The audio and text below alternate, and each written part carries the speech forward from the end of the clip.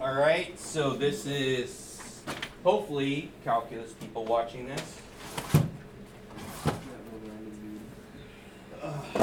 What? Anyway, struggle is real. Okay, so we're going to go through, and is this thing even on? No, some jerk turned it off. All right, anyway, all right, so 3.3, derivatives of inverse trigonomic function. You guys should have the notes of them there. So go through, and first thing we're going to do, as soon as I get a chance here and my board starts working, okay, I'm going to jump straight to some of the things that you have to know. I could do the math on it, but it's kind of pointless. It is something that you should know automatically. So if I say the derivative of inverse sine or arc sine, you should automatically just know it's 1 over the square root of 1 minus x squared. You should go straight to that. Hopefully my board's working now. There we go. So here's the way of actually getting to that. Wow, that's super dark now. Is that too dark? It's fine. Fine? Yeah. Okay. I used to have Christmas lights up that I would just like put up and like everyone thought they were great. But then I had to put them away and they didn't ever start and they never worked again. All right. Okay, so basically when you're doing this, these are my points, my x and y. Okay? Y value is y sub naught, which is y0, x sub naught. Okay, so the derivative of g prime at the y value is equal to 1 over f prime, so the derivative of f, and then I plug in my x value there. So we're taking a derivative in terms of y, but then it's actually in terms of x's. So anyway, it'll make sense here in a little bit. All right, function here has an inverse function g, find g prime. Okay, so it said I have f, right? So the derivative, okay, at some number, right, some y value, this is my y value, right? So I need to know what my x value is. We changed seats. I got you over there next to Fonzie Bear. Okay, so I have this. This is my y value now. So y sub naught is equal to 2. So I need to go through and do a couple things. So first, it's going to be 1 over, so let's watch it. So it's 1 over f prime of x sub naught. So I got to figure out what that is. So it's going to be 1 over. Now, the derivative of f would be what? 5x fourth plus 1, right? Okay. So I know that this is now g prime, right? So now g, here's 2. So I now need to find the x value for this. I need to find the x value for this right here. So that's what I'm going to do. So the 2 is my y value, isn't it? Yeah, that's the y value. So I got to try and figure something out for this. So it says right here, so g of the y value, and I have the x value here, where the notation, okay, y equals y sub naught, okay, g prime of y sub naught is equal to d over dy, because that means taking the derivative in terms of y, evaluate it at that number. So let's see. So for this right here, I know there's a way of actually finding it. I'm looking on here. Let y equals f of x and x equals g of y. Okay, be inverse function, so f is differentiable on an open interval containing x sub naught and y sub naught. So f of x sub naught, if f prime of x sub naught is not equal to 0, then g is differentiable at y sub naught as f of x sub naught, and where this notation kicks in. So, now, this is the part right here. I gotta make sure I double check, because I don't want to tell you guys the wrong thing, because I might do that, just to be mean. I'll teach you the wrong thing on purpose. All right.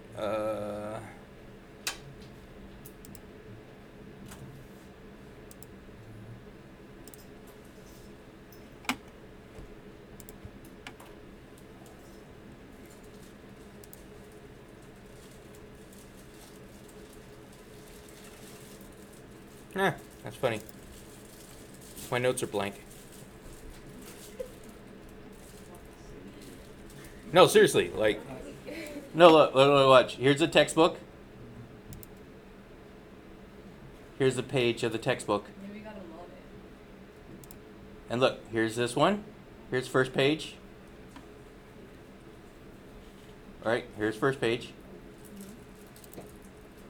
Here's the next page. Your first page, maybe?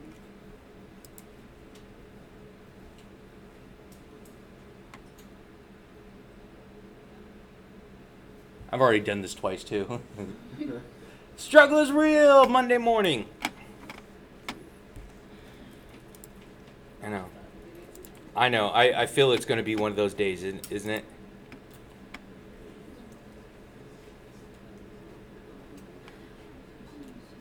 All right. Do you know what? Let me pause this because this is awkward. Yeah, I was right. So I had to pull it up on a different one. All right. So we said that this right here is the y value, right? So I need to find the x value. So I'm going to go 2 equals x to the 5th plus x. So that's my original function.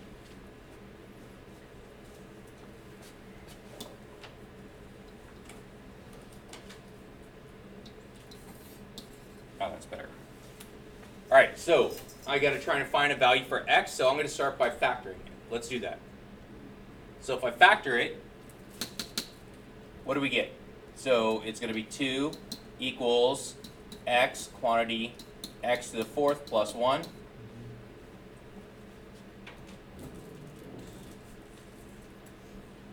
Yes? Okay, good. All right, so right here,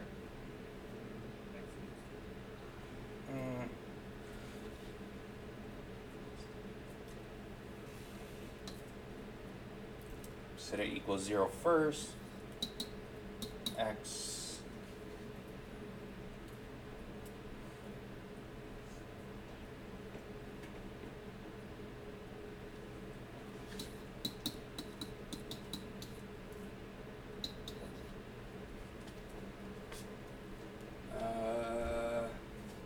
see, finding the zeros there.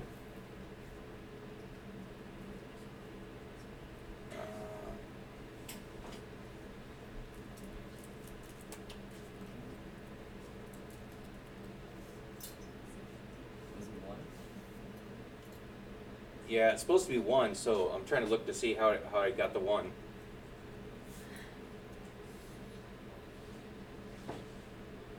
So 2. So let me see. X to the 4th plus 1 equal to 2 and solve for x. X to the 4th plus 1 equals 2. So, yeah.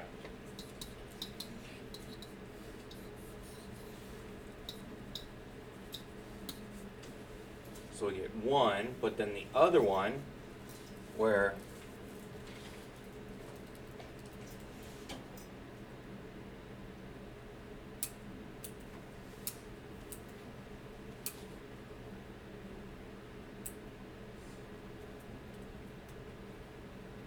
x is equal to 2.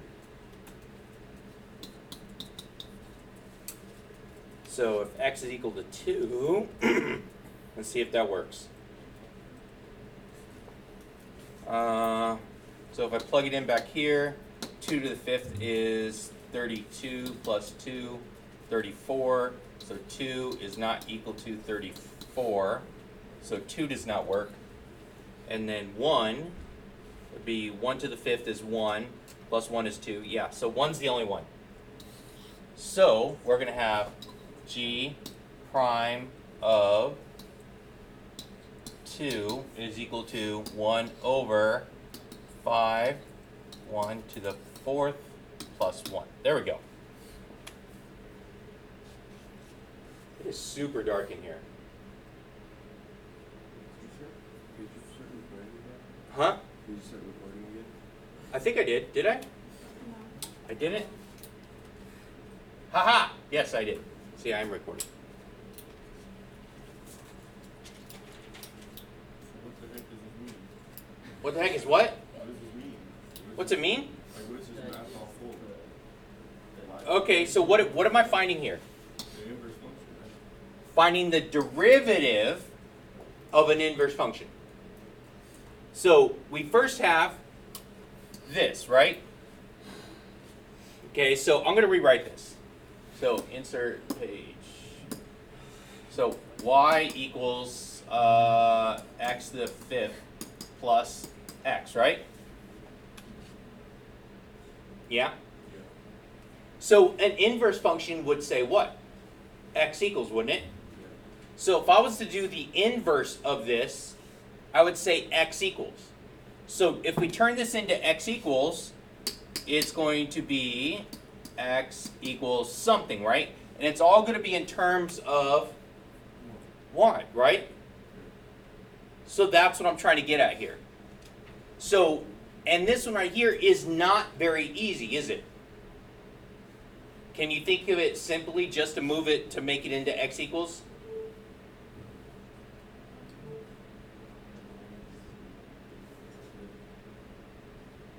Not really, can we? Okay, so we're going to have to use some substitution to actually do this. And that's where this comes in. But that's the reason why it's now saying, we say that y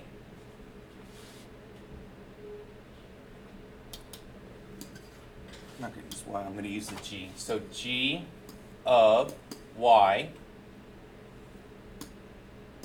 is equal to 1 over f prime of x.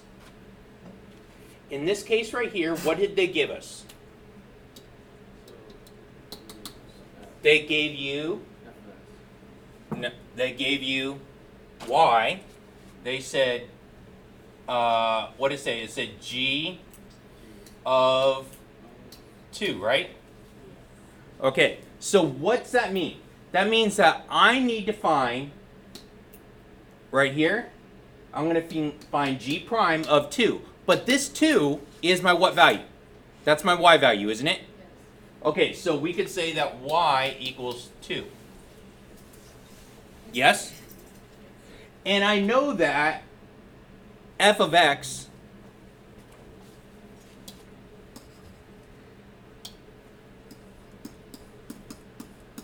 equals that. Yes? So, with all the substitution, everything that they're giving you, I know that I need to find what x equals, right? To find my derivative, I need it to say x equals something, because I need that value. There's actually 702, but I think they might have gotten mixed up. So, No, she's supposed to be in here, but she's just not yet. okay. Yeah. Okay. So, are we okay here? I still like, why can't I just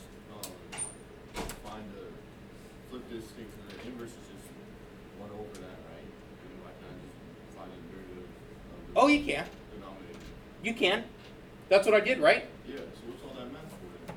Okay, so now, I gave you, or this problem gave you a y value, didn't it? It didn't give you the x.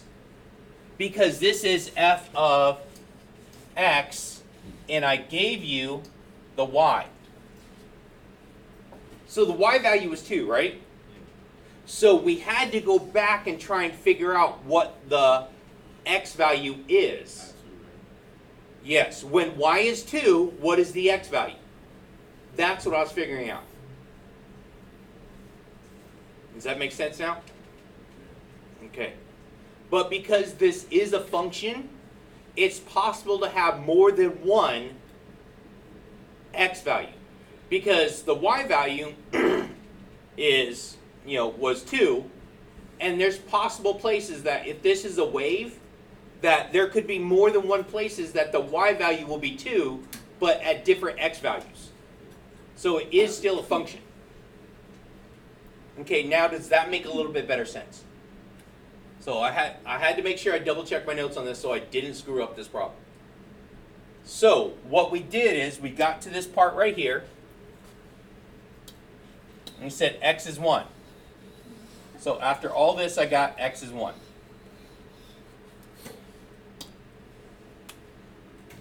So 1 to the 4th power is 1 times 5 plus 1. So g,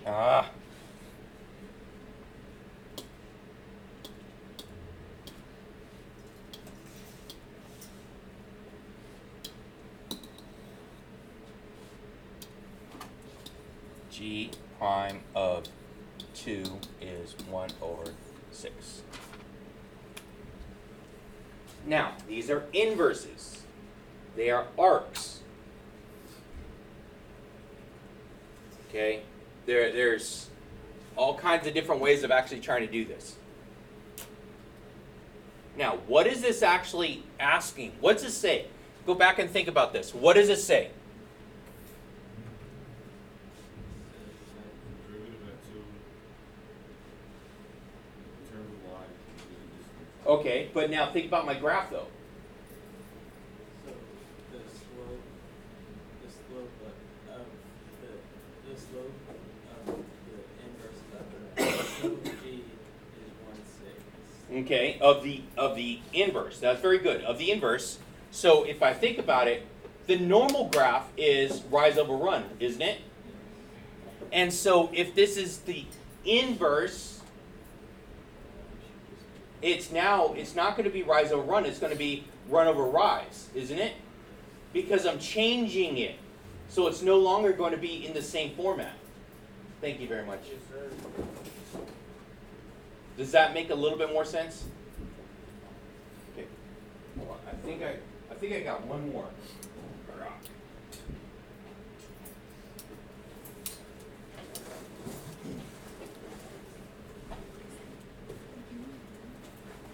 One more.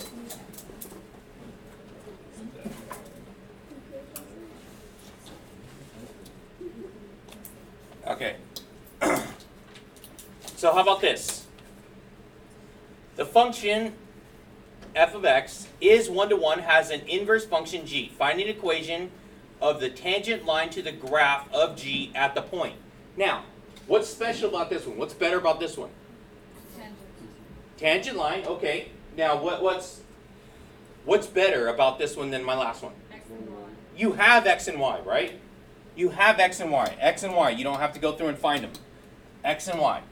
So we know that g prime of 2 will be equal to,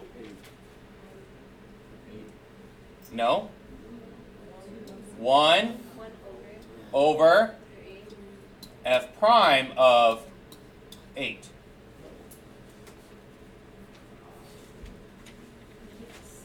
Okay? So now that I know that, let's go through and actually find my information. So f prime, let's see, f prime would be 3x squared plus 2.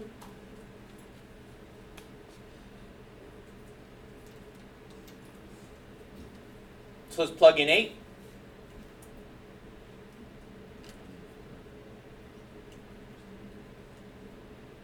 So 64 times 3 is, oh yes. I did. I screwed it up. How did I screw it up? You said f of 2 equals 8. F of 2.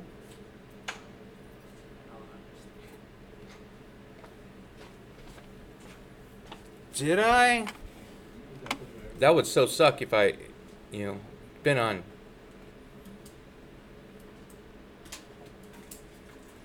Ah, you're right. Thank you. Thank you.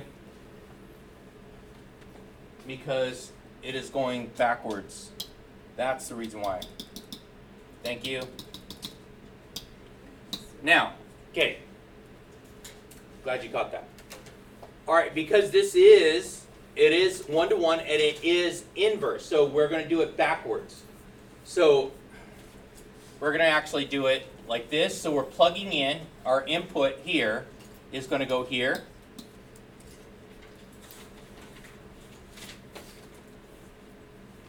And then my output here should be 2 there.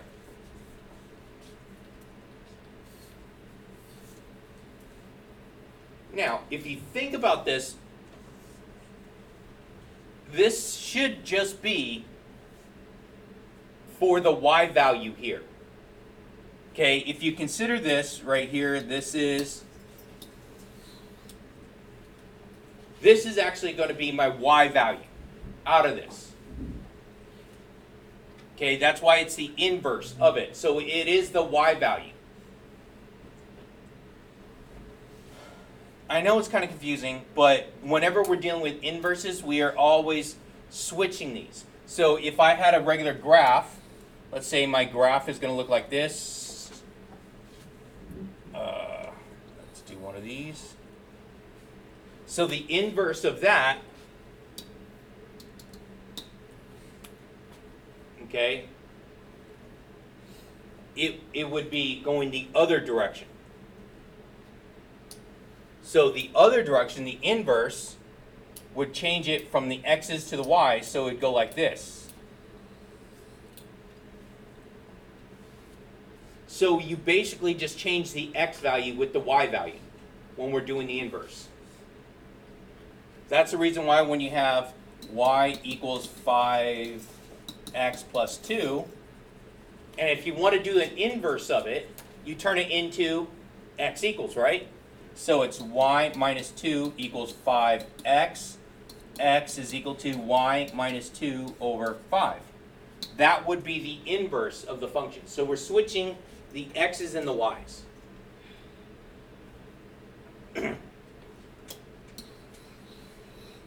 Okay, so it's going back to this little nasty right here.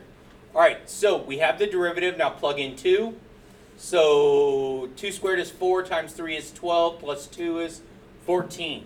So g prime of 8 is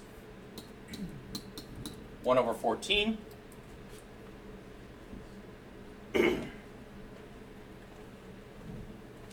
So going through and plugging it back in. So now I'm back at regular. So that's my inverse. Now I'm not doing inverse no more. I'm back to doing a regular. So now it's y minus 2 equals 1 over 14 quantity X minus. x minus 8, right? Yeah. These light thing is actually killing me.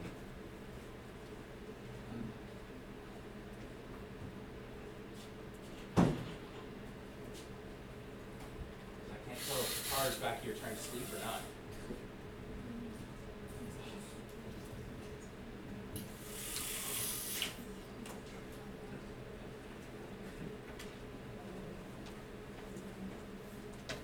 Go ahead and do the math, and I should get y equals 1 over 14 x, what's that going to be, 4 over 7, so that's negative 4 over 7, and that's going to be plus 14 over 7, which should give me 10 over 7, right?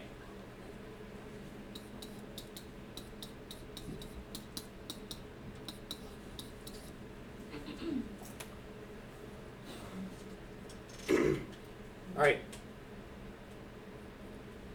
Is everyone okay with what I did there? Or no? Or no?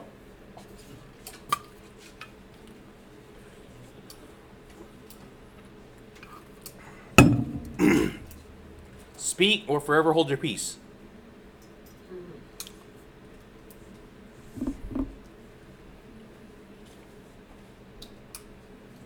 Okay, so this is the one I was talking about where I say the derivative of, okay, you can normally refer to it as arc sine or inverse sine like this, sine to the negative 1 like this. It doesn't mean the power. Okay, this is not a power right here. It means arc.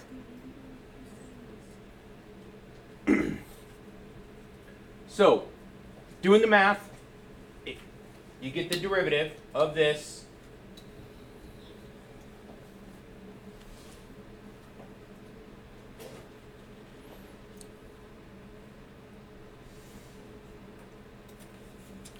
So, there's a way of actually going through and doing this is substituting with the x's and y coordinates and stuff like that.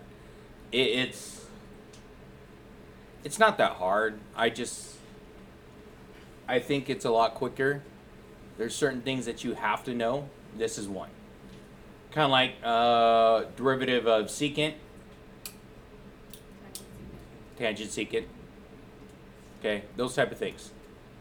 So, whenever we have this is the derivative. Chain rule with inverse sine function. So, first, derivative of the inside. The derivative of the inside would be what? 8x, right? Times the derivative of the outside. Now, it would be 1 over square root 1 minus, right, x squared. But in this case right here, look closely. It's just x right there, right? That's all that's in there.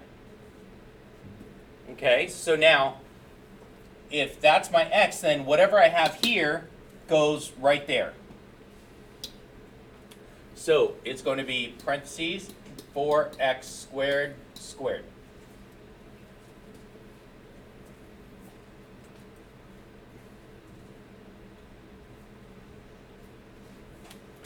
Let's see, 8x over 1 minus 16x to the 4th. And that does not simplify.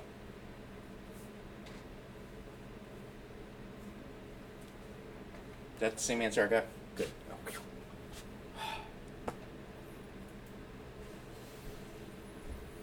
Does that make sense or no? Yes? Hopefully? Alright, I think I'm going to leave off on this next one. Wait, how many more do I have?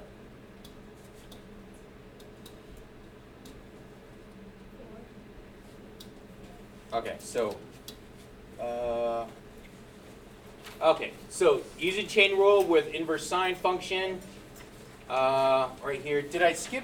We had a tangent in here too, right? Tangent. Okay, so now for this one right here, let's go through and look. And I have the derivative already up here for you. This one, so the derivative of the inside is going to give me 4 times the derivative of the outside. It's going to come out to be 1 over 1 plus 4x squared.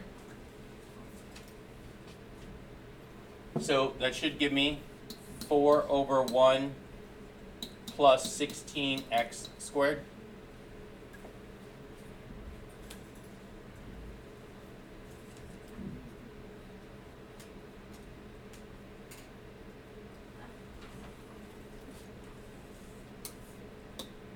All right, secant, here's another one. Now, if you notice right here, it says this has to be greater than 1. Why does it have to be greater than 1? Yes? Otherwise they're gonna be 0 and denominator. Not 0. Negative. Yeah, I don't want negatives. So that's why I'm going with that. Because if it is 1, that'd give me 0 down here, right? Right? That'd give me 0. And then this, everything would be 0. So that's why all of this has to be greater than 1. If it is 1, I get 0, right? And so it's got to be greater than 1. All numbers greater than 1. So that's actually super key right there. Just make sure when you're doing the work, okay, substitute that in. And here is a list of them.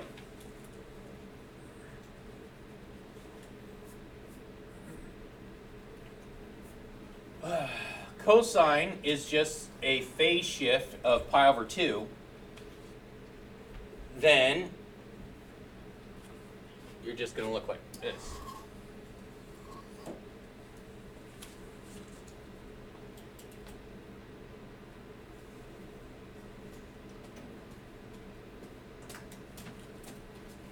All right, so this chart right here should be key, should be fundamental, and there.